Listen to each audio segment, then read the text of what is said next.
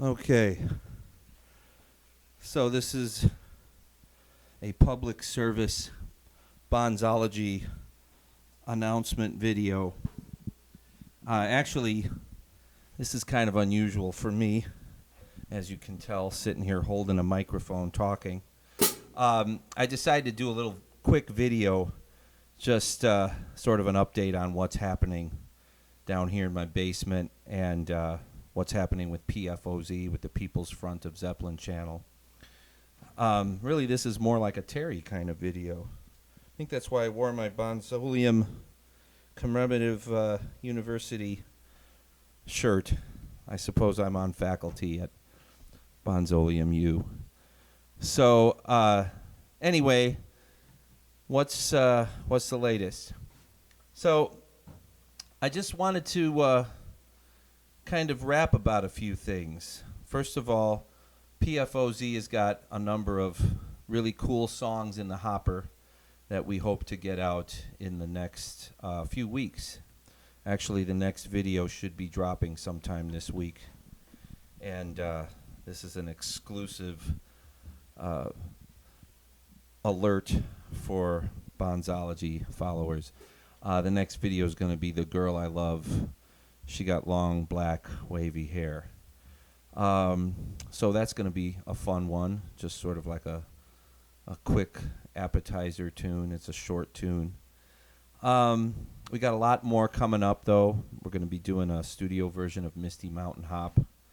And look for a live studio hybrid version of Good Times, Bad Times, which is going to be really cool. So yeah, there's a lot happening there. I don't know if, for those of you who aren't familiar with People's Front of Zeppelin, it's basically a cyber collaboration between myself and a bass player named Pete Echenike, who lives in Brooklyn, New York, and the guitarist's name is Ivan Jakic, and he lives in Dubrovnik, Croatia, which you may, Game of Thrones fans may be familiar with. It's the King's Landing, I believe.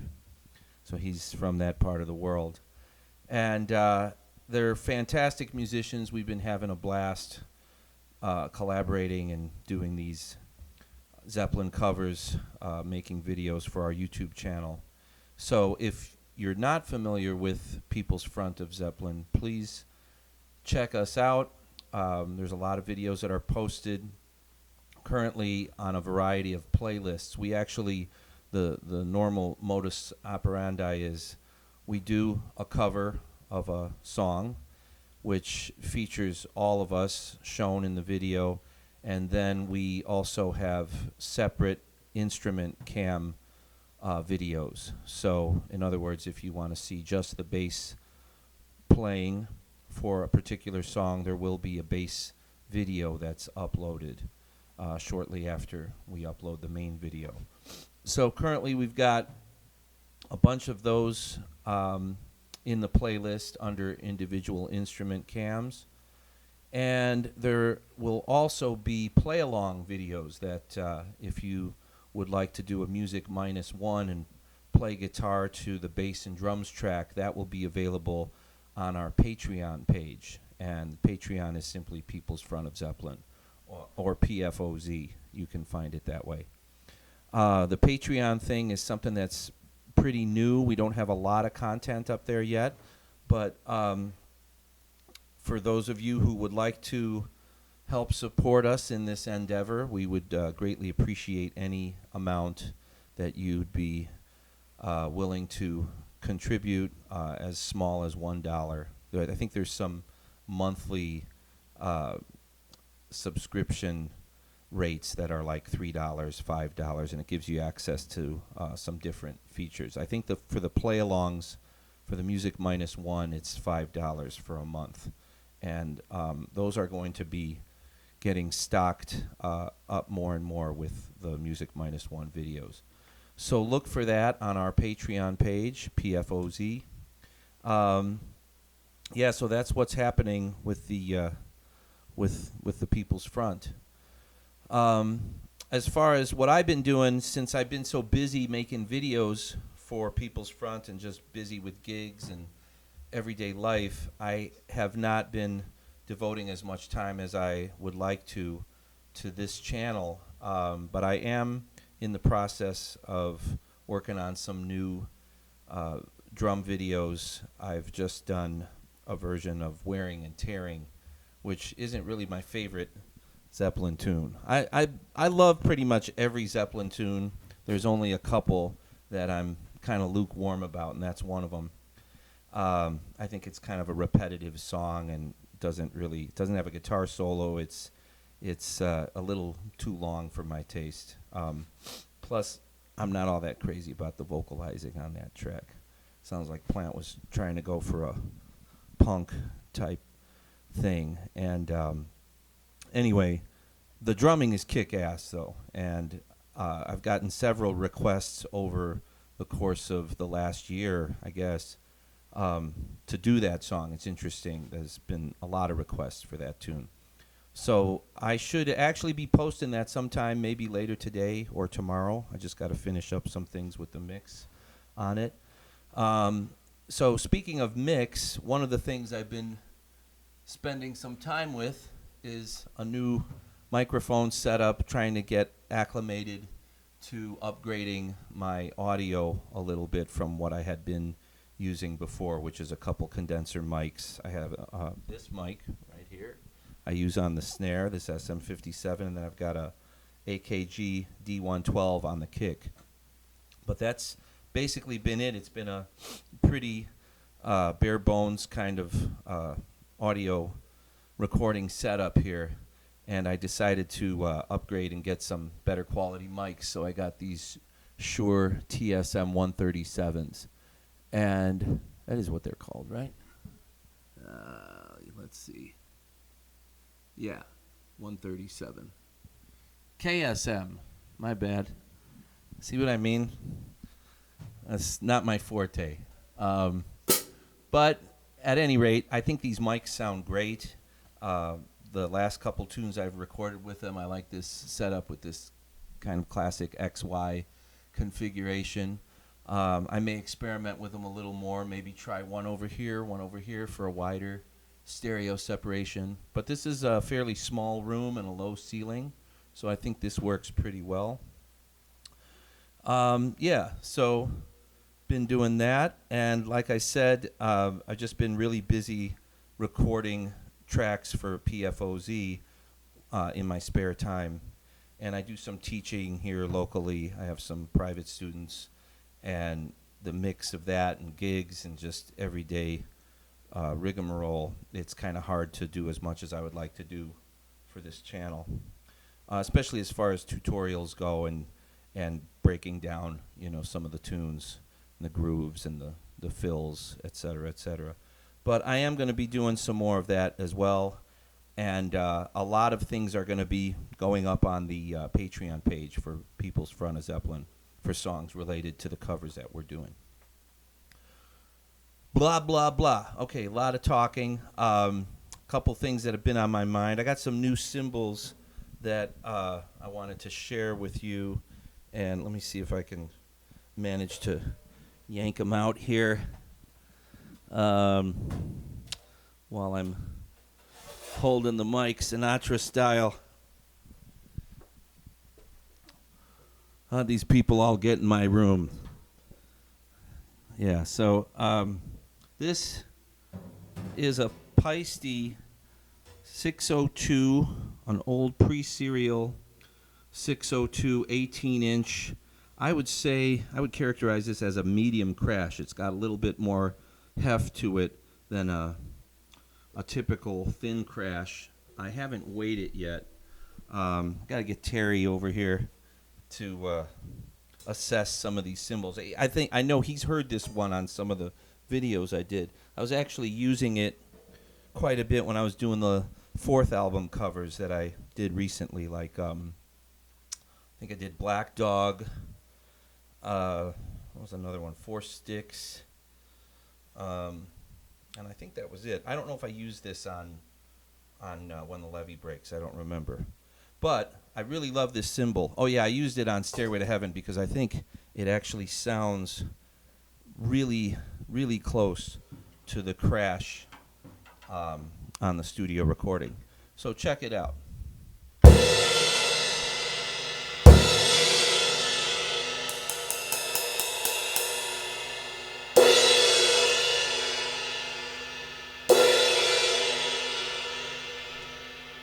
It opens up kind of nice and quick, but it has a really nice kind of full-bodied crash, and the decay isn't too fast.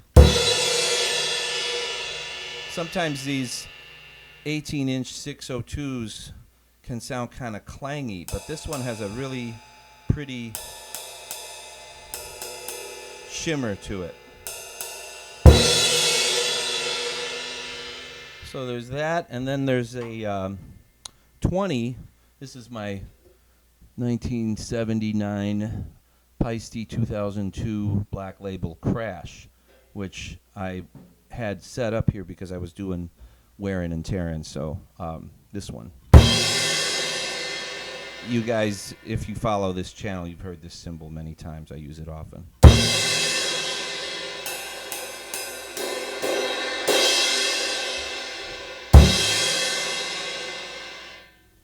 Me like.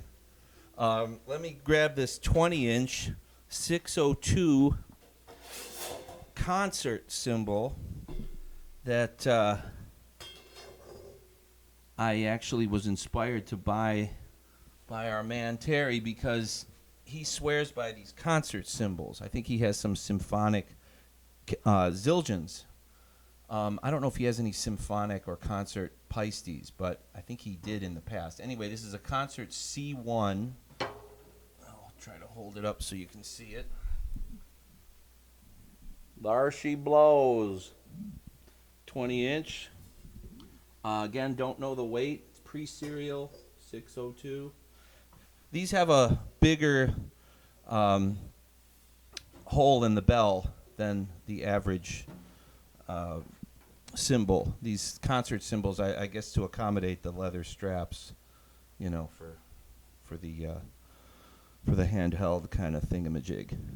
So check this one out. I love this cymbal. It's got a nice, again, like full-bodied crash, kind of it has not piercing in a bad way, but it really cuts through. It's got a frequency that cuts really nicely, but it's not offensive. Check it out.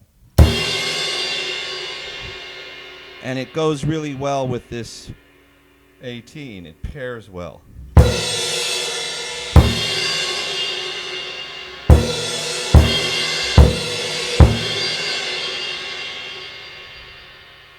I like that interval.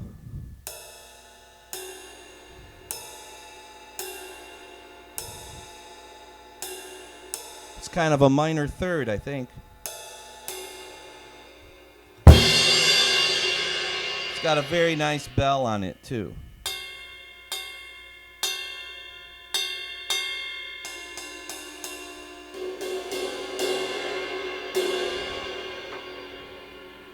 All right, so that's the concert C1 602. What else do I got here? Oh, yeah, right. You know what? Actually, before I talk about this thing, I want to talk about this thing. And this thing is yet another 602. I was kind of on a little bit of a quest recently for these pre-serial 1960s 602s, and this is a 24, and I think this cymbal's a beauty. Again, don't have a gram weight on it. I'm going to weigh all of these at some point soon. The scale I have doesn't really work above a certain weight. It's okay for weighing like hi-hats and 18-inch crashes and stuff, but it seems like a lot of cymbals that are like above maybe 2,500 grams, it doesn't pick it up.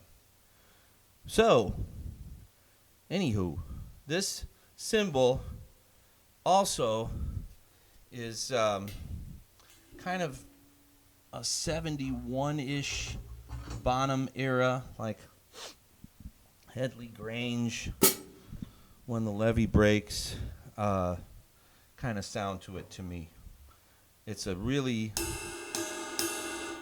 This cymbal has a lot of character. There's quite a bit of overtones, but again, I don't think they're offensive. It's not a clangy gong fest kind of cymbal.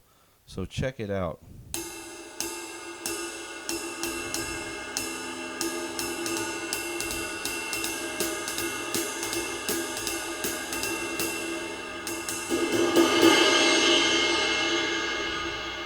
This thing can really cut.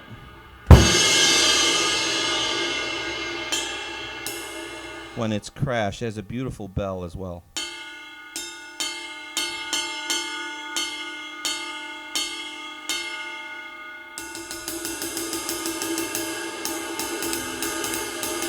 This actually is a decent cymbal to play like with a big band in a jazz context as well.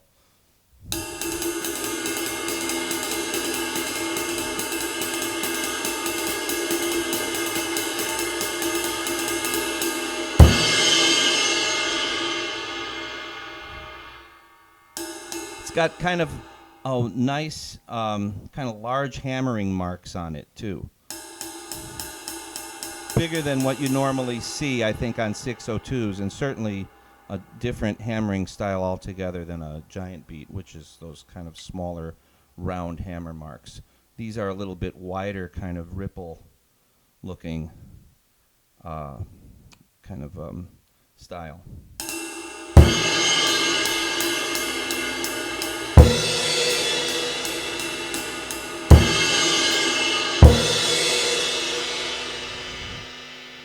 So there you go. Those are the new additions to the family of Paistes, and I wanted to talk about this other ride that I got here. It's actually for sale, so kind of a little sales pitch. If anyone is interested in this particular cymbal. We can figure out a way to communicate via the interwebs. This is a black stamp, 24-inch, 2002. This is kind of similar to the Bonham reissue series. Maybe it is even one of them. I don't know for sure. Terry said this era, this is when they were making the 2002 reissues. And in 2002, they made a whole bunch of old school, old style ink stamped cymbals. So basically, this looks exactly like a 70s era Black Label 2002, except for the fact that it doesn't have an embossed, like an etched stamp in it up here. But otherwise, they use the same, I believe they use the same kind of ink stamp to create this marking. And then on the back side, it has this tiny little Swiss-made stamp. But rather than having, the big silkscreen logos, this baby looks like the real deal, and it sounds like the real deal. The serial number on this is an 8-digit number. It starts with 9. So my assumption is this comes from 2009, but I don't know. Maybe it comes from 1999. Terry seems to think that they were making some of these before the big push in 2002. But that I don't know for sure. Maybe it's time to talk to Paiste Bob. Got to get him over here. But at any rate, this is considerably heavier than the giant beat that I have. This is a beautiful cymbal, actually, but I am going to cut it loose. So if anyone should be interested, please let me know. You know what? I should put this down and play a little groove or something, play a beat on this thing. Actually, you know what I'm going to do? I've been thinking about that, the Polar Studios, the outtakes. And there's a beat that Bonzo plays.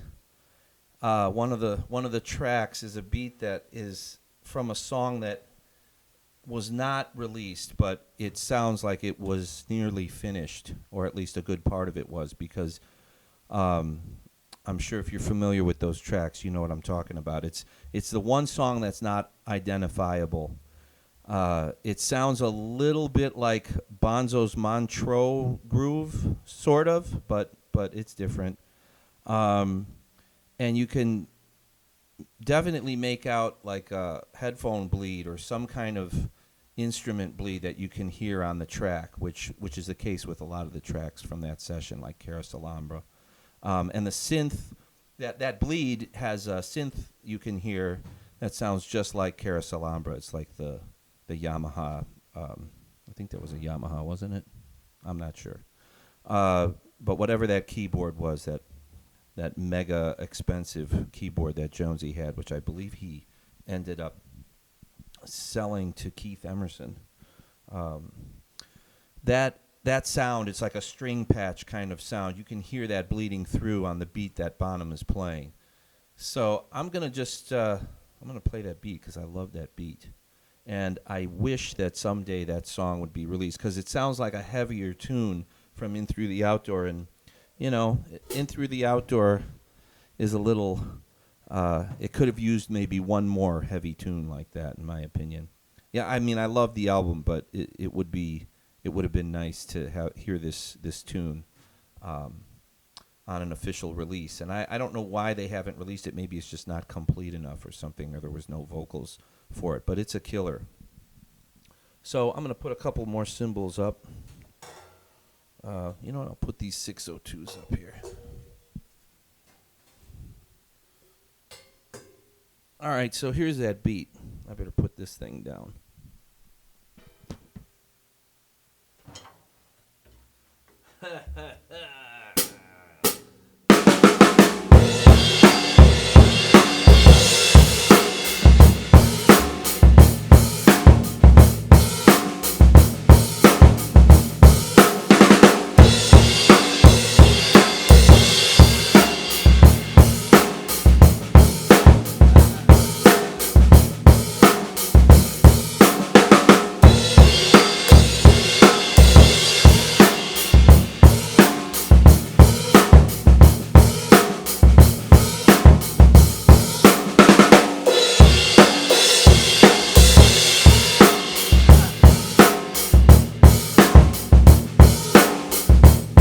Thought that was interesting the way he does that. He omits the bass drum on the first cymbal crash at least one of the times during the course of that beat, which is a pretty hip variation. Like this, check it out.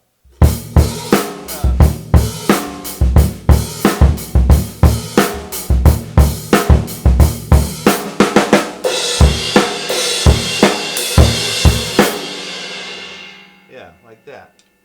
Oh yeah, let's, I'll play a little something on this. How about a little, oh, I don't know, Since I've Been Loving You, something like that.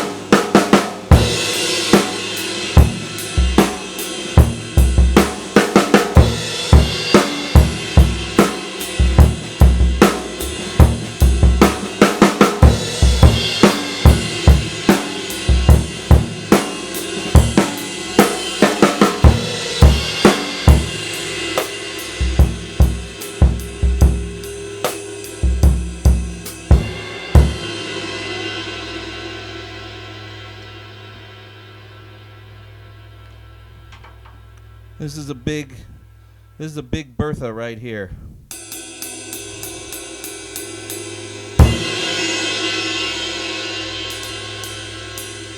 And I love the fact that it has the old school ink stamp on it, not the silk screen job. So, yeah, if you should happen to be in the market for a 24-inch 2002 reissue ride, I got one right here. Send me a message and we'll talk. We can talk. So that's about all the news for now. Like I said, I just wanted to check in and keep everybody abreast of what's going on down here in the Bonzology basement. So thanks for watching. Thanks to everybody for subscribing to this channel and also for subscribing to the People's Front of Zeppelin. I really appreciate it. We need to get our numbers growing, and we're also on Instagram as well. So if any of you guys are doing the Instagrams, check us out over there and on Facebook. So that's it for now. We'll be seeing you real soon. Ciao.